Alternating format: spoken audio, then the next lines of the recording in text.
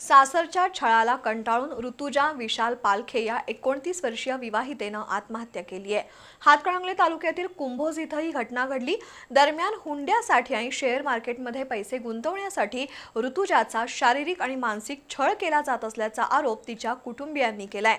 या प्रकरणी हातकणंगले पोलिसांनी कारवाई करत पती आणि सासऱ्याला अटक केली असून एकूण 5 जणांवर गुन्हा दाखल केलाय। शिरोळ तालुक्यातील हेरवाड इथल्या रघुनाथ पुजारी यांची मुलगी ऋतुजा हिचा विवाह कुंभोज इथल्या विशाल पालखे याच्याशी झाला होता। मात्र लग्नानंतर काही दिवसातच ऋतुजाचा हुंड्यावरून छळ सुरू झाला।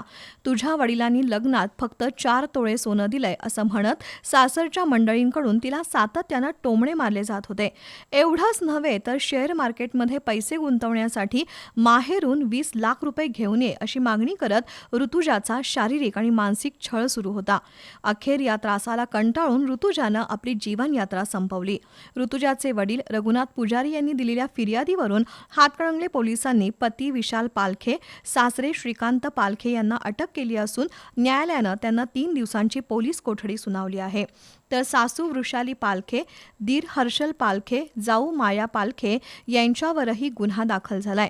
ऋतुजाचा छळ करणाऱ्या सर्व 5ही संशयित आरोपींना अटक होत नाही तोपर्यंत मृतदेह ताब्यात घेणार नाही असा पवित्रा घेत नातेवाईकांनी आणि उपस्थितांनी हातकणंगले पोलीस ठाण्यासमोर ठिय्या मारल्यानं परिसरात तणावाचं वातावरण निर्माण झालं होतं।